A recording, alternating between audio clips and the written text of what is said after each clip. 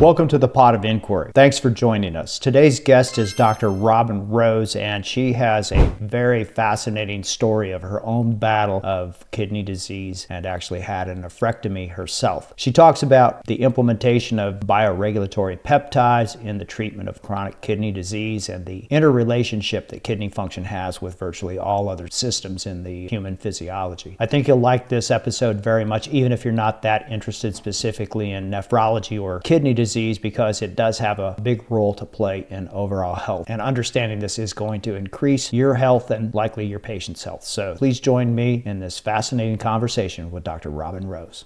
Welcome to the Pot of Inquiry. Ready for some thought-provoking cerebral whipping and the destruction of ridiculous medical dogma? Want to shift those stale, moldy old paradigms? Well then, don that thinking cap of yours. Get down in the cave and join our host, Dr. Stephen Barrett, for this week's episode. Let's start spelunking. Welcome to the Pot of Inquiry, everyone, the podcast for human optimization and understanding. And I'm really excited about our guest today, Dr. Robin Rose. And Dr. Rose is coming to us from Molokai. So let's get started. We're going to talk about some really cool things about renal function and maybe a whole different paradigm shift that you've brought. So welcome to the show. Thank you. Nice to be here. So tell us a little bit about your personal story. And I mean, you and I had a great discussion a couple of weeks ago. And so I'd like to follow up on that. Well, I have been a holistic family doc for many, many decades,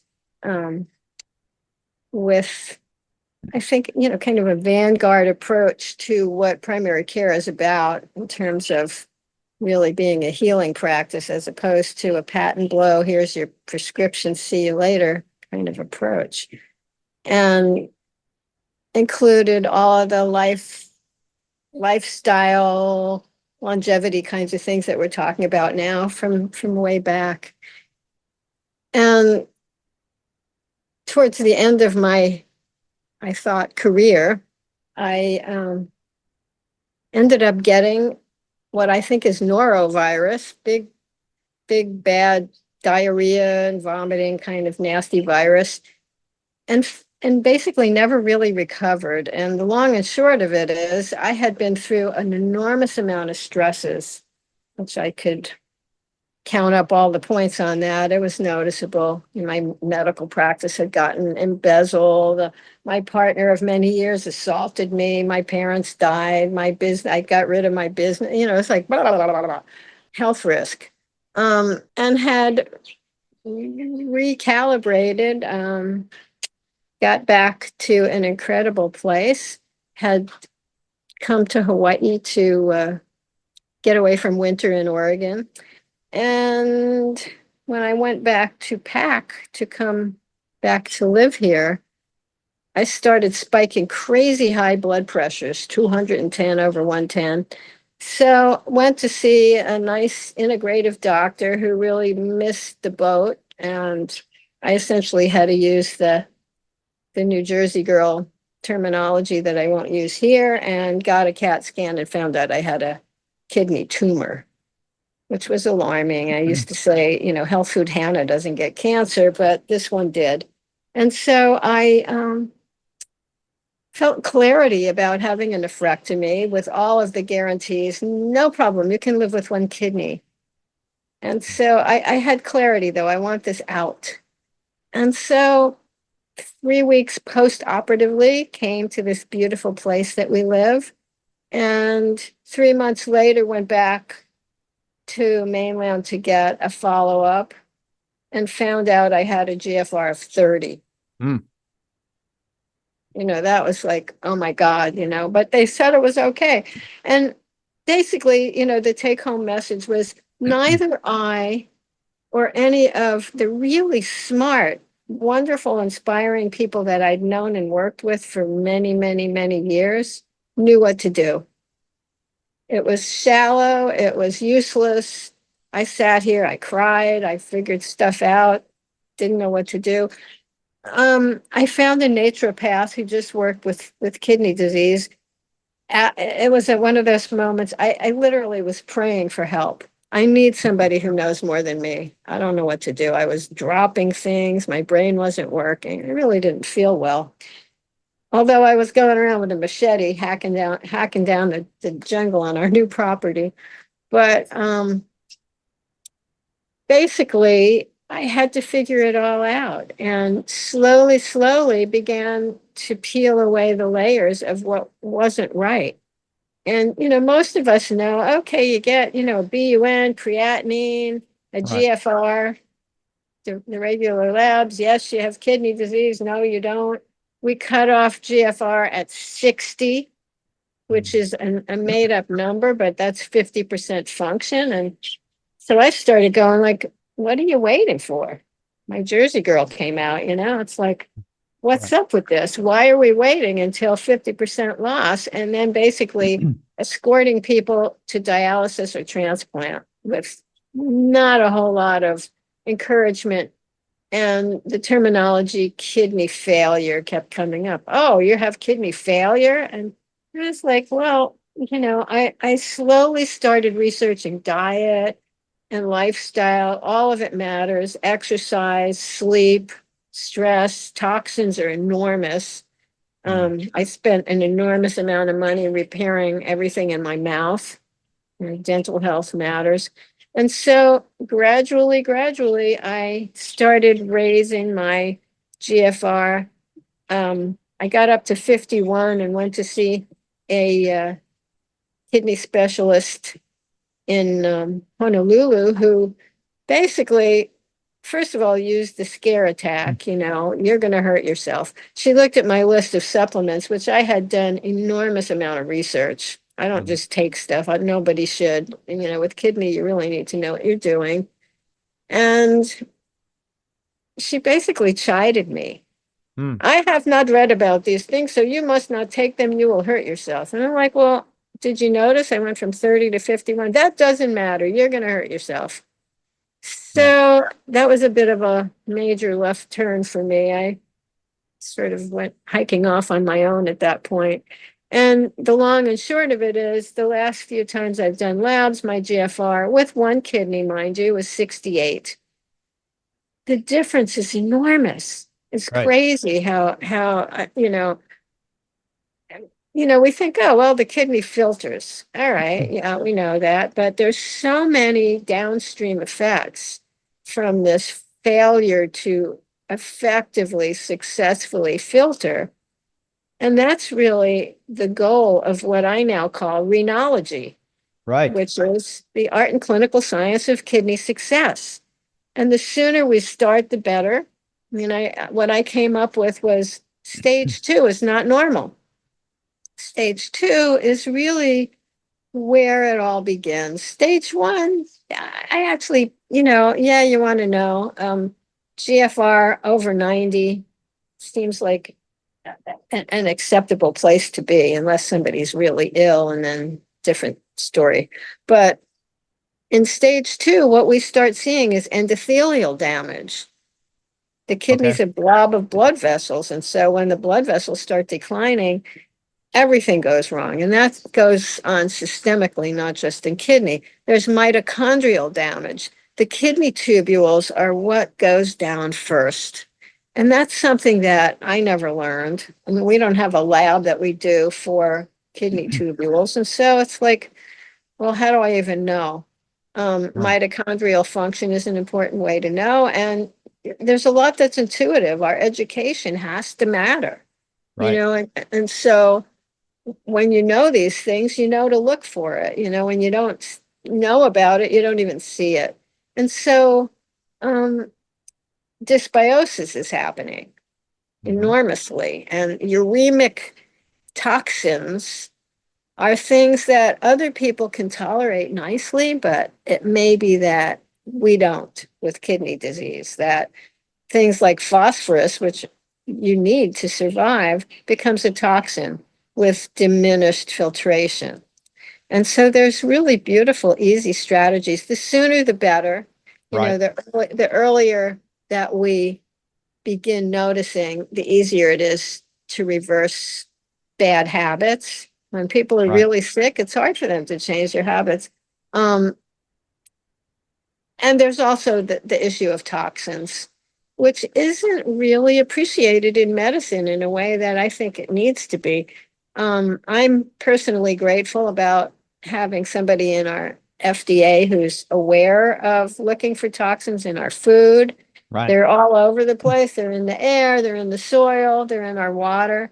And when the tubules can't deal with these things, they start breaking down and then scarring. Mm-hmm. And then it backtracks to the glomerulus, which is really where the big filtration is going on. And podocytes get damaged. All of this stuff does fibrosis.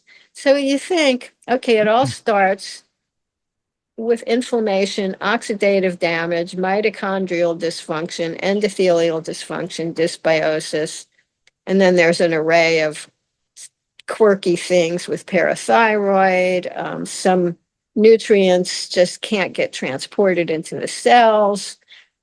It's complicated. And to just pat and blow a patient, here's your high blood pressure medicine, your diabetes medicine, and your statin, see you back, isn't really enough. So, Robin, let me ask you the question. What year was it that you had the nephrectomy? 2013. Okay, so 2013. And then you and I discussed that you actually started out using some bioregulatory peptides, which I've talked about on the show with Bill Lawrence and Oh, yeah. Phil Mikens. And gosh, Wonderful. yeah, they're so, My but companions. Well, yeah, that came afterwards. After I got to the GFR 51, I first heard about BPC. So nitric oxide, which we all are knowing about, is right. very compromised with CKD. No Okay, surprise. There's a bunch of right. different vascular things. But in this conversation, um, I I was seeing I couldn't get my nitric oxide to raise. I was taking it, okay, my potassium was high, I couldn't eat the beets, but I was learning to love arugula, growing it, eating it every day. Okay, Beth Shirley, who Mm-hmm. is the nitric oxide queen, Right. mentioned I've this. had Beth on the show. Have you? See, Yeah, yeah, she's all my fantastic. beloveds. Yeah, She's yeah, yeah, amazing. So yeah. she basically was telling somebody else who had dysbiosis and couldn't get their nitric oxide level up about BPC 157. And I did this like head spin, like, what? And she kind of mentored me, and I started getting into the larger peptides and find many of them extremely kidney friendly. Okay. Some you have to, I mean, you always have to know what you're doing because, with kidney stuff, one bad hit, I've seen people just plummet in a week or two, Right. alarmingly, and that was it. They couldn't get back. So anyway, then somebody mentioned Pilotax to me. Okay. That's a kidney bioregulator. And again, I was like, what? Right. And that was the beginning of a deep dive. I watched both of the amazing videos that Natalie Nidham did with Bill Mhm. Lawrence. And Right. I then got in touch with Marios Kyriazis, whose little bioregulator book is wonderful, worth reading. And he introduced me to Professor Havinson's wife, Svetlana Trofimova, who's a pediatrician and, equally admirable in helping us all understand what to do with bioregulator peptides. But I did it in a unique way. I basically started looking at each one of them in relation to what is part of this syndrome, this root cause of kidney. And Okay. absolutely all of them have something to do with this kidney gut axis, kidney brain axis, kidney liver axis, kidney stomach axis, kidney adrenal axis. And so slowly, I began to look at how does each one fit, Okay. including parathyroid, which is a big deal with kidney. And so, slowly it became a thing, which, as you know, I have just recently put together as a book, Right. which is this beautiful cover from a Ukrainian artist. And essentially, it's this idea that kidney isn't just, well, your filtration's bad, see you later. I mean, it's really very complicated. It's more complex than, just knocked myself over here. Sorry. It's all right. No worries. I'm So, back. so let me interrupt you because I want to get a little clarity on the peptides, the bioregulatory peptides that you implemented for yourself, because I think there's what, 21 or 23, what they call capsaicin peptides. Before we continue with this great discussion, I just want to take a quick break to acknowledge this week's sponsor. I'm constantly exploring new avenues to enhance well-being and address any health concerns. Today, I'm thrilled to introduce you to an exciting supplement called Stem Regen, which I take daily and genuinely believe could revolutionize your health journey as well. Stem Regen stands out as a game changer in the realm of wellness. Crafted from 5 potent plant extracts, it boasts a remarkable ability to stimulate the release of your body's own stem cells from your red bone marrow. Why is this significant? Well, stem cells are the superheroes of our body's natural repair system. They possess the extraordinary capacity to morph into various cell types, aiding in tissue regeneration and repair. As we age, the quantity of circulating stem cells in our system reduces significantly, impairing our body's ability to heal and rejuvenate itself effectively. Stem Regen steps in to counter this decline by kickstarting the release of stem cells into circulation, thereby bolstering your body's innate repair mechanisms.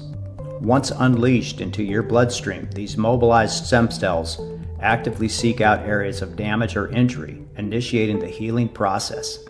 By incorporating Stem Regen into your daily routine, you're essentially empowering your body to tap into its own regenerative prowess more efficiently. I firmly believe that Stem Regen could be a valuable addition to your wellness regimen, especially if you're seeking to fortify overall health and vitality, accelerate tissue repair, or expedite recovery from injury or illness. This first of its kind stem cell mobilizer is changing the game in regenerative medicine. Don't wait to unleash your body's innate healing capabilities. Visit stemregen.co/Dr. Steven, that's with a PH, and use the code SBPOD to get a 15% discount off your first order of Stem Regen. Hey Spelunkers, we're thrilled to kick off Season 6 with a fresh new look and the most exciting content we've ever delivered. This season, we're diving deep into the fascinating world of human optimization and understanding. But wait, there's more. We're giving back to our loyal listeners with an exclusive giveaway each and every episode of Season 6. That's right, prizes are waiting just for you. So how can you join in on this fun? Well, it's simple. Follow us on Facebook, Instagram, and LinkedIn. Subscribe to our YouTube channel, and here's the magic touch. Comment, "Let's Spelunk" on any of our Season 6 YouTube videos to enter. Of course, please add anything else you'd like to your review. Don't miss your chance to explore, learn, and win with the Pod of Inquiry. Let's spelunk into the wonders of Season 6 together. Yes. So which ones obviously you probably didn't use all 21, but I have actually, have because you? I've been Okay. part of Bill Lawrence has been Yeah. doing a study to replicate the Russian research. And that appealed to me because I thought, let me be guided Right. by Okay. somebody who knows what they're doing. And so, and I've been doing this for people as well, to cycle through the course of a year. So I'm going to do my cartoon.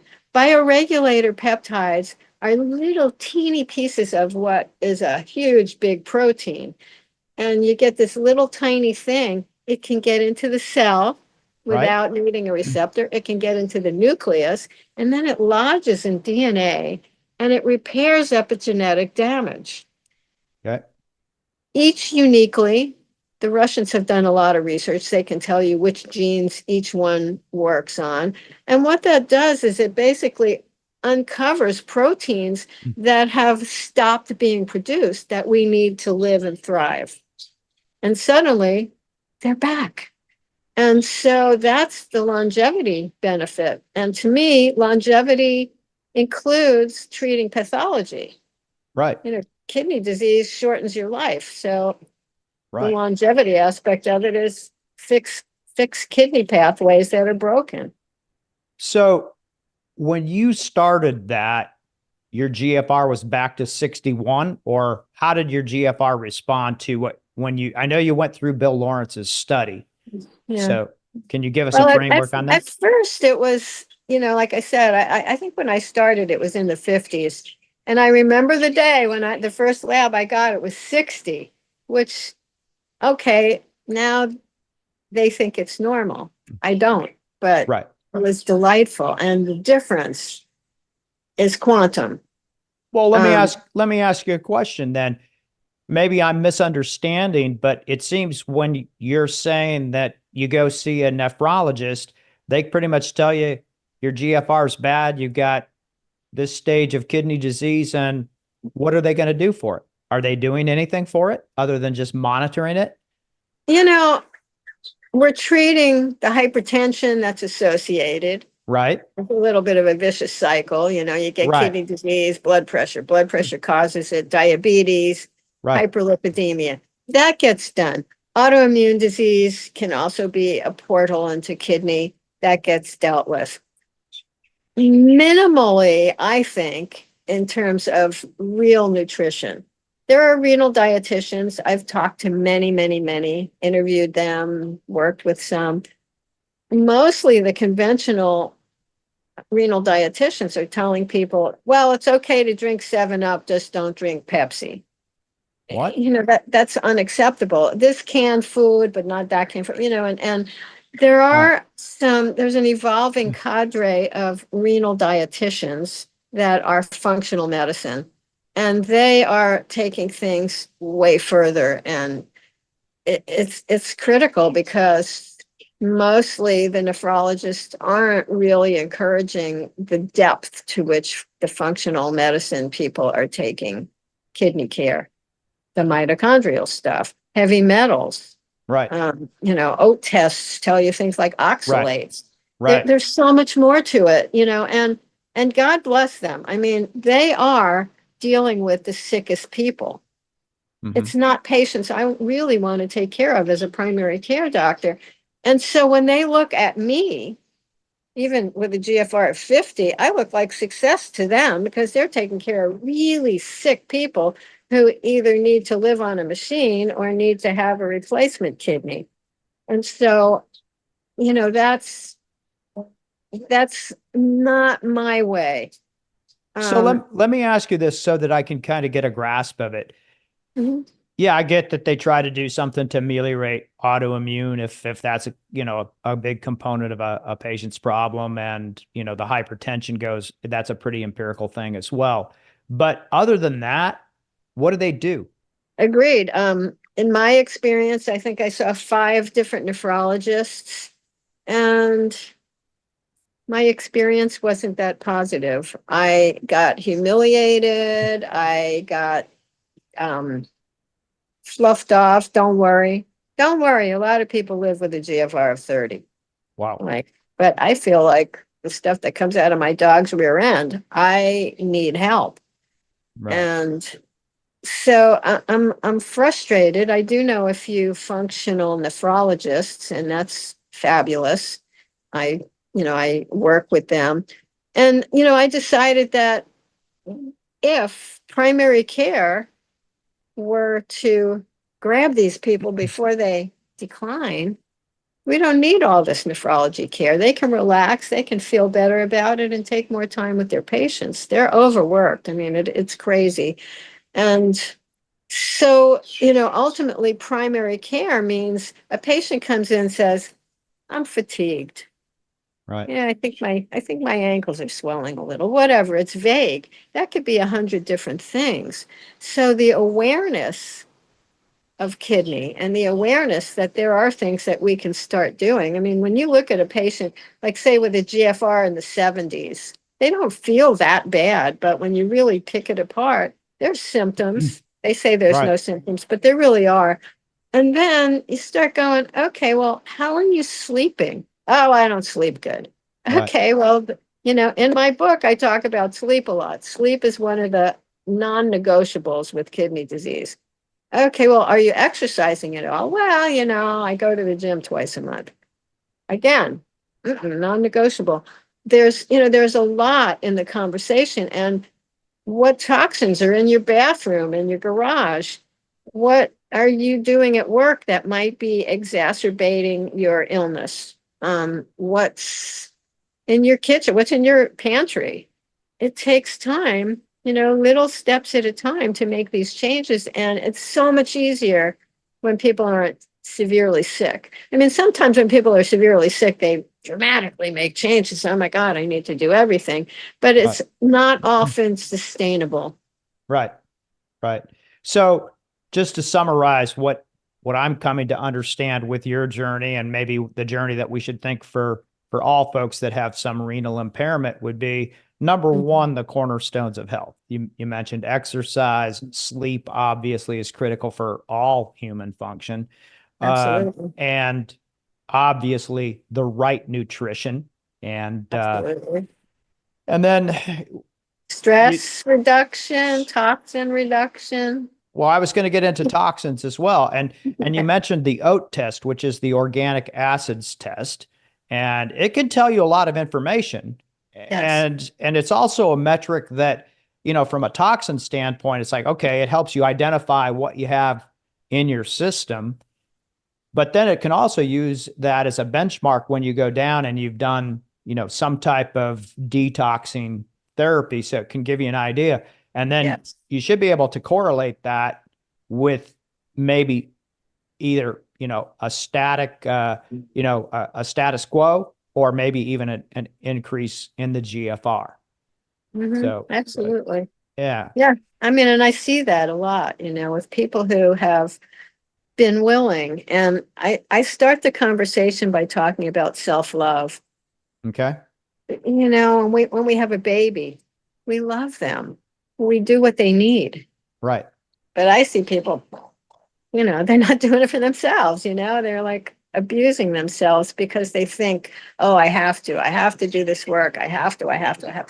And it's like, Well, let me ask you a question, because a lot of patients want to do the work if they have a goal and they yeah, have hope.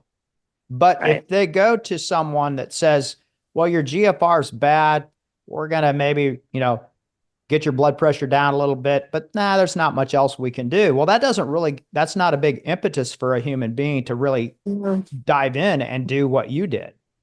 no, I mean, one of the people that I saw, one of the nephrologists, and getting to these doctors is a bit of travel for where I live. So big trip to go see this person who basically started harassing me.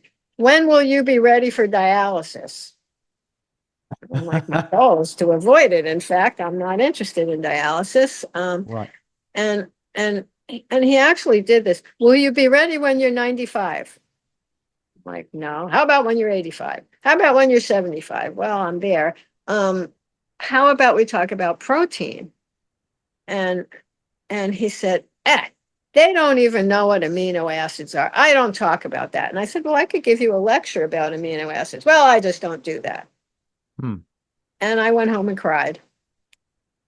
Right. Yeah. I really did. I mean, I would be just like, what, I mean, and so all I was being offered was, here, let me lead you to dialysis. So just as a silly aside, I went to the dialysis center on my island, walked in, and I said, hi, I just came here to let you know that I'll never see you again. And they looked at me like, what kind of a nutty Howley are you?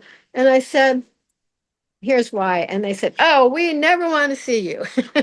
Right. Right. And so it really takes that self-love and willingness, faith in life, faith in general, but faith in life and some level of purpose, because Mhm. it's not easy. It's hard to do it. Right. And yet it's harder to be sick. I mean, life's much easier for me with a GFR of 68 than it was 30. Right. Right.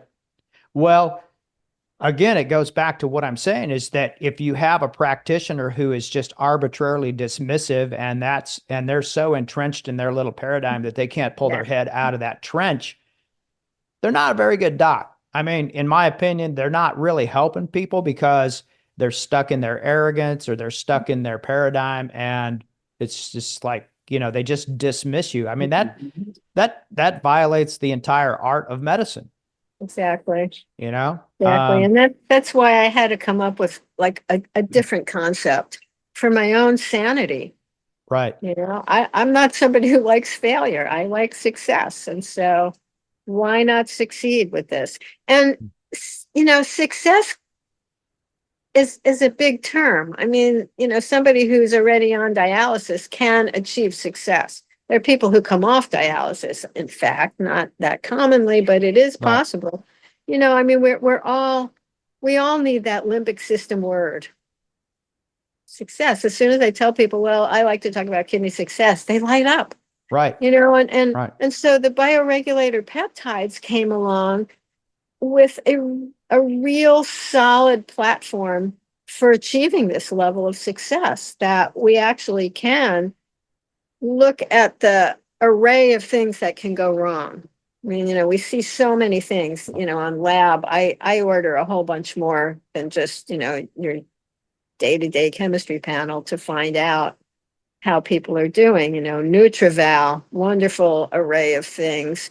I came up with realizing that phosphorus is a toxin, and early on, the lab looks normal, but it's still harming people. So, okay, with that lab, the normal lab isn't normal for kidney. Midline 3.5 and below, you're not getting damage. So what are we waiting for with that?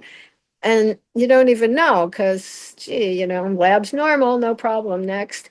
And Right. so FGF23 will elevate early in stage 2. Okay, that tells me, let's look at, what are you eating? Are you eating packaged foods? Are you eating too much animal protein? Plant-based protein really does offer a benefit for many, many, many, most people in CKD. That doesn't mean you never eat any animal foods, but Yeah. less, and so it's a different reality. What about oxalates?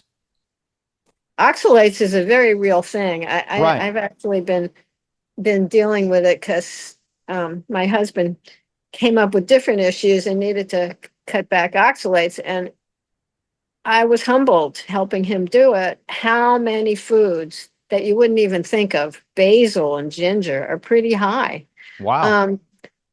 Not everybody makes kidney stones, but oxalate levels that are elevated, and meaning too many oxalates in your diet, can be like little razor blades in the kidney tubules. So almost like gout crystals. Yeah, And exactly. uric acid crystals that get into the joint, little like Yeah, little very thousands of similar. paper cuts inside the joint. Exactly. And when you mess up tubules, think like the small intestine, Right. things got to go back and forth and they got to do it well. The tubules have all these transporters, and when they're not working or it's scarred, you're in trouble. And now a message from our sponsor. Well, folks, if you are over 40 and you are not using a supplement to augment nitric oxide production, you should really rethink that. This molecule is absolutely imperative to the health of so many bodily functions, not the least of which is cardioprotection. If you have any question on nitric oxide, I suggest that you register with Approved Medical Solutions and begin receiving their educational emails. I never miss a day of nitric oxide supplementation. That's how important it is. Long overdue, Approved Medical Solutions created the only nitric oxide replenishment formula without oxalates. Approved Medical Solutions does not use beet, spinach, or arginine. Approved Medical Solutions is proud to offer our audience their oxalate-free nitric oxide formula. If you are not a healthcare provider, you can still get started by going to approvedmedicalsolutions.com and use the code SBarrett at checkout, and you'll receive a 10% medical discount savings. You can register to receive educational emails without any purchase. For licensed practitioners, you too can go to approvedmedicalsolutions.com and get registered today. They have unique bundles for all of the full-fledged spelunkers of the Plot of Inquiry. Use Plot of Inquiry at checkout after registration. Here's a little secret. If you order their testing strips and test every patient for a few clinic days, you will see every one of them be deficient. When they see this result, they will want you to start them up immediately. Now, thanks to Approved Medical Solutions, you can give them the best care without the worry of oxalates. Well, And can it be reversed? Yes. of all of the things that we had to go through in physiology, I thought renal physiology was by far the most difficult and complex. It's just extraordinary. So, you have Yeah. all of these things happening in this small little tubule. It secretes it, then it reuptakes, and then it does this and it does that. And it's like, Amazing. it is amazing. And I think it's very easy to see that it wouldn't take a whole lot of fibrosis to mess that system up. Exactly. So that's interesting. And so we in non-conventional only medicine know what to do for oxidative damage and inflammation, Right. because that's what leads to this scarring, to the fibrosis. It happens around the tubules. It happens around the glomerulus. It's a big deal. It happens in the blood vessels, and that affects everything. I had an experience. I went to see an ophthalmologist with my husband, and I thought, let me check you out. So I said, so doc, what's the relationship between the eye and the kidney? Nothing. I'm like, okay.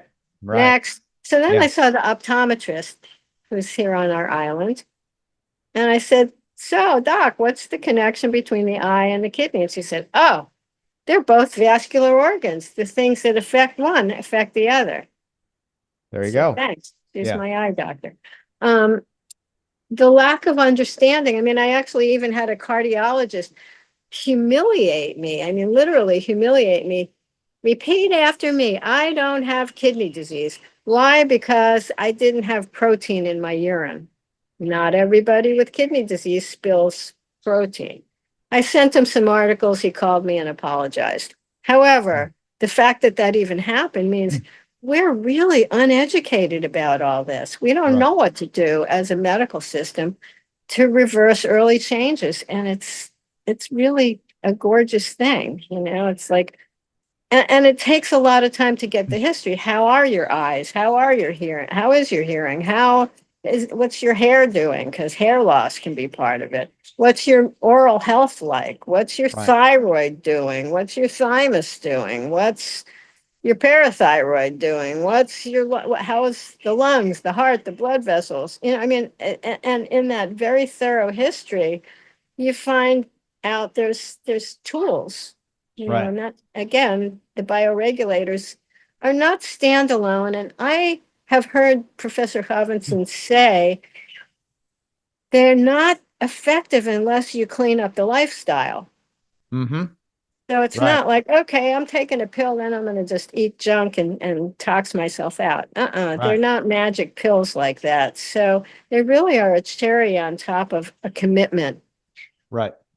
Well, an analogy that I like to use with patients is that you can have your physician could be the greatest artist in the world. And if you don't give him a good canvas to paint on, I love that.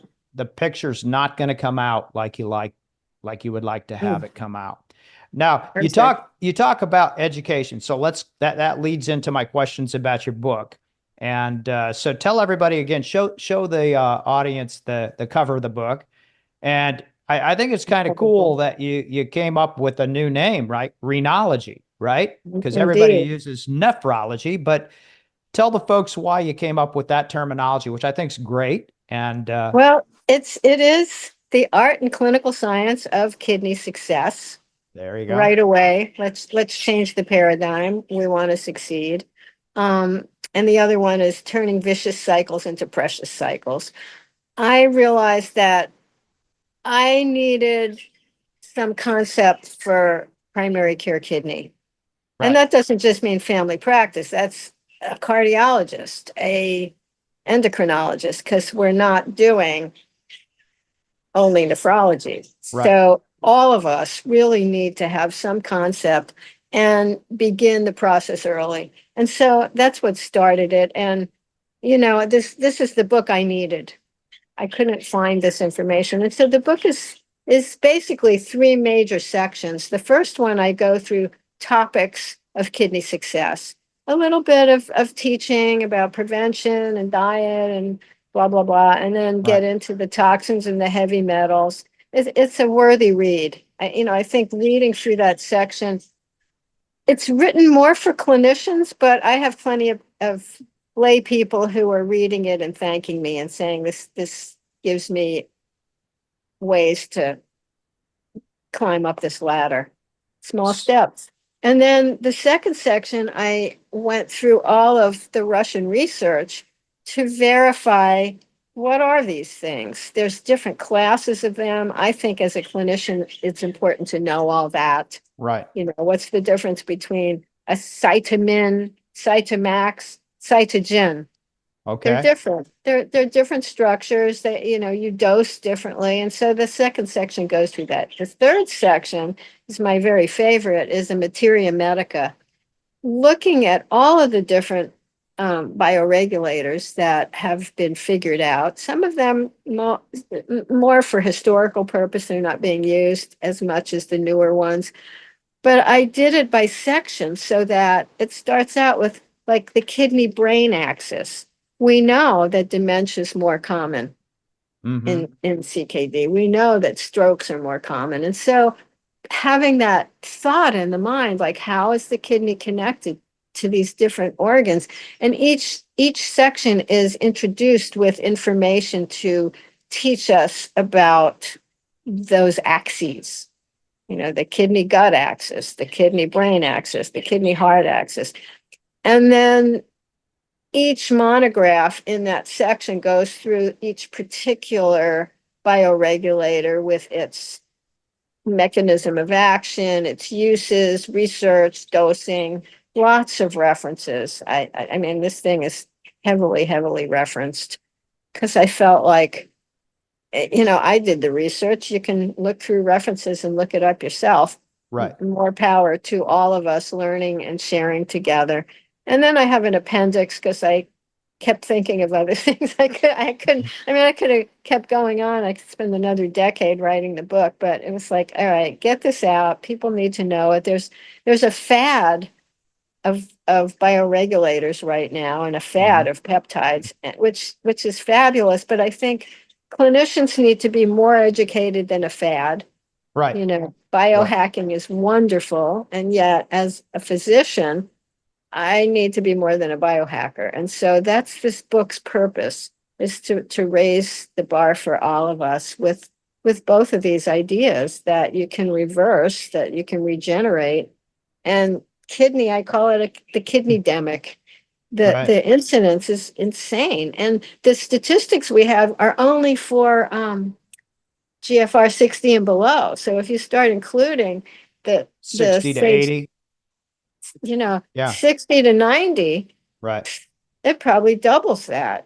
And the other interesting thing is people generally don't die from kidney disease statistically. So I found a statistic at one point. There was like 7 million people in stage 3, 400,000 in stage 4. Okay. Where'd they go? Where'd those other people go? They didn't get better. So you're saying cardiovascular. You're saying people are dying with kidney disease, not necessarily from it in many, many cases. And the kidney is causing these problems that are killing folks. Right. Are exacerbating. Like, I mean, cardio is the main one. Well, there's 30 to 100 times the risk of cardiovascular morbidity and mortality with CKD. What about CKD and neurodegenerative diseases like Alzheimer's? Do you have a? Absolutely. I don't have numbers for that. It's got to be a multiple for sure. But definitely, I mean, and that's what I found is I call it the exacerbator. Yeah. whatever it is, it just amplifies the issues because when the chemistry's off, I mean, there's acidity that skews all kinds of things. I mean, and the interesting thing is, how do we monitor acidity? I mean, the CO2 on our panels is helpful, but it's that moment. And Right. So, so, alkalinizing is a strategy for from early to late. Bicarbonate, really helpful, cheap, easy, available. Citrate, another thing, magnesium citrate, I prefer to potassium citrate because many people with kidney seem to have issues with potassium. Not everybody, but that's why we do labs. okay.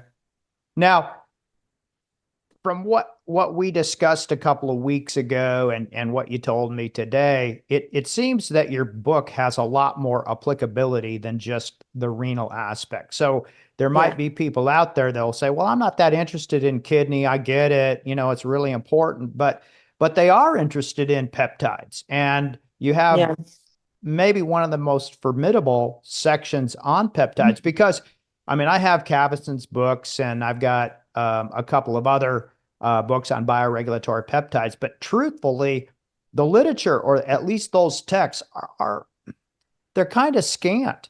They're Yeah. not, they're not like you've done a Materia Medica and gotten into, all of these different, peptides and how they're working and that. And so Yeah. I think that might be a very interesting aspect for people who may have a side interest in renal function, but they're really interested in peptides. They might want to take a look at this because there's Yeah, I applicability agree. here all over, And that's why on the cover, one of my colleagues suggested I write this whole body regeneration through the lens of kidney.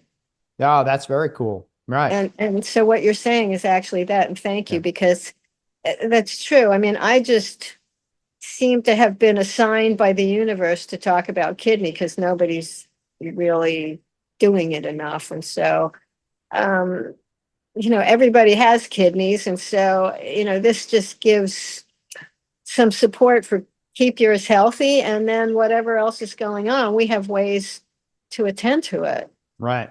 But I think if you got your book and you let's say your primary interest wasn't necessarily, or primary focus wasn't necessarily on the kidney itself, it's still going to give you very valuable information, especially from the peptide standpoint, as well as things that you can do and that you can help your patients do to optimize them whole body, and not just, the kidney is part and parcel of that. Yeah, exactly. Yeah. Yeah. All right. Robin, this is fascinating stuff. I really appreciate you. But one last question. How do folks go about getting your book? I have a website. Okay. I'm currently still learning how to drive it, and it's a long breath of air here, but Renology is kidneysuccess.com. Okay.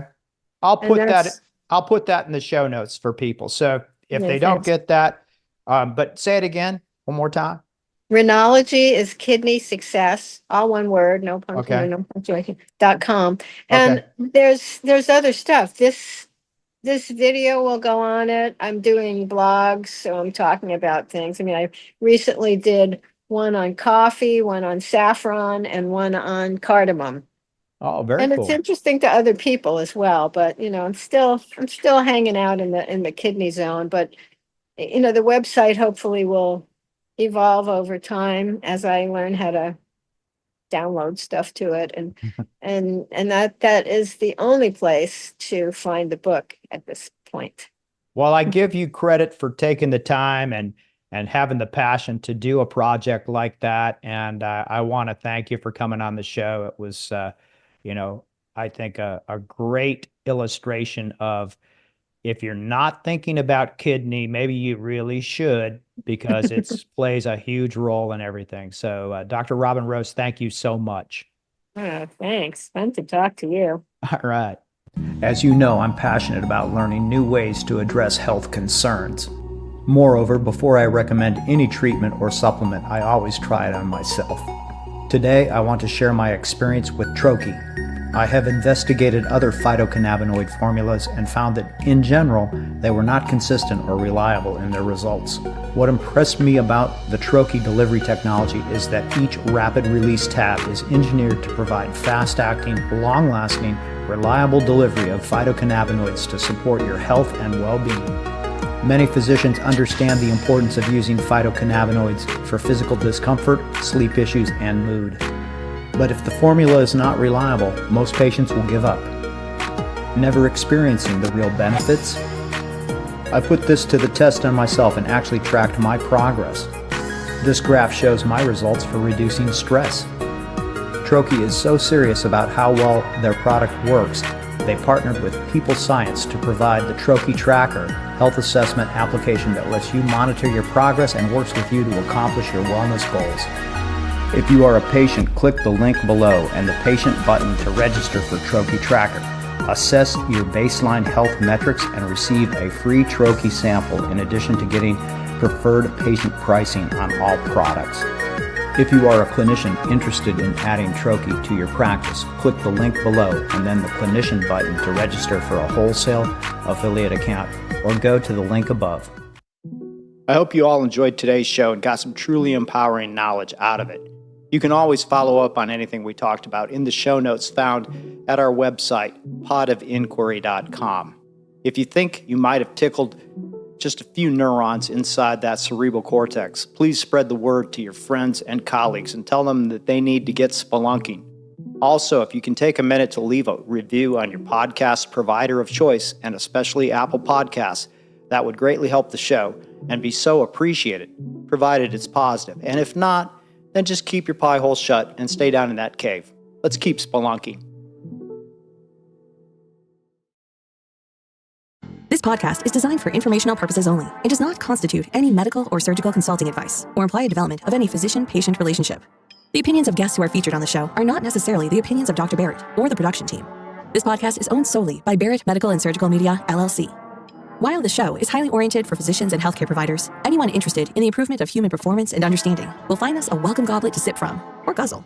However, no representation or warranties are made in any way whatsoever on this podcast for any products, techniques, or other things discussed. Invited guests are not vetted by the Pod of Inquiry for their qualifications and may have a direct or indirect financial interest in what they present and discuss on the show. The Pod of Inquiry disclaims any responsibility from anything taken from the show and used personally or professionally.